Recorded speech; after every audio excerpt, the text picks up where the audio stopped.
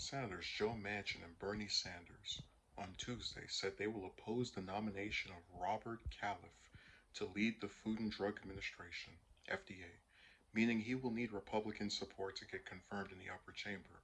Califf, a cardiologist and Duke University researcher, was previously confirmed in 2016 when he was nominated by former President Obama. Since he left government, Califf has advised Google Health and its spinoff, Verily Life Sciences. Sanders was critical of Califf's ties to the drug industry, noting that Califf has received consulting fees from Merck, Biogen, and Eli Lilly. He also owns millions of dollars of stock in drug companies. That is exactly the close relationship Big Pharma has exploited to regulate the FDA instead of the FDA regulating them, Sanders said in a statement. In this critical moment, Dr. Califf is not the leader Americans need at the FDA, and I will oppose his nomination. Sanders also opposed Califf in 2016, though he was not present for the final vote. Califf was easily confirmed by a vote of 89 to 4. Oh my, okay. Hold on, we'll read a little bit more. One of the votes against him came from Manchin, who signaled his opposition again when Biden announced Califf's nomination last month. The other no votes were Senators Ed Markey, Richard Blumenthal, and former Senator Kelly Ayotte, however you pronounce her last name. Manchin on Tuesday reiterated that he will vote against Califf both for his industry ties and because of FDA's role in the opioid crisis.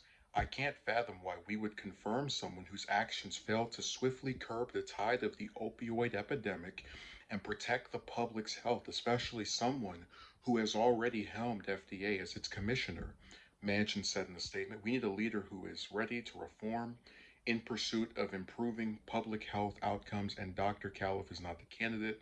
How many more Americans have to die before we see a culture change at the FDA? Califf largely breezed through a 2-hour Senate Health Committee hearing on Tuesday, but faced pointed questions from Democrats about the FDA's reluctance to crack down on opioid prescriptions. Califf defended the action he took during his brief stint as commissioner and promised a very aggressive approach to opioid regulation. Yeah, I believe that. The Biden nominee had also told Sanders that he supports allowing Medicare to negotiate drug prices, an issue he was not as forthcoming about during his 2015 hearing.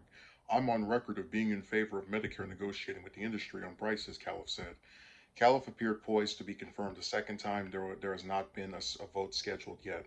So I think he will be confirmed because if you look at that vote total of 89 to 4, there are a lot of Republicans that support him as well, which is very ironic when you consider that they always talk about how, Biden's the big old socialist president, even though he's as moderate as can be. And it really shows you that when you go back to Sanders' statement on how these people get a lot of financial support from these donors, they can turn the tide as far as the supposed gridlock government. When you nominate someone who has these ties to this big money and various corrupt bureaucrats, suddenly you get a lot of support in Washington. Uh, but this is interesting for a couple of reasons, mainly because it's so rare to see Sanders and Manchin united on anything. In the case of Sanders, it seems like it's more to do with the corruption, big pharma. In the case of Manchin, it seems more like it's his reaction to a person who, in his view, didn't do much to go after the opioid epidemic, um, and protect people. So their reasons are different from each other, but it all has to do with some level of ineffectiveness that they believe he has, and it's so rare to see Manchin. You know, I talk negatively about him. I've done dozens of videos about him, but I believe he actually thinks this guy is bad. If you see how much support he gets from Republicans and from Democrats, it doesn't seem like it's some stage thing he's doing here. Doesn't absolve him of anything he's done in the past or will continue to do for the remainder of the time he's in the Senate. But it definitely goes a long way in being something I can say is among the few things I respect him for. But it really sucks because you have one of the few times where, again, people of varying ideologies agree on something, and it's just not enough.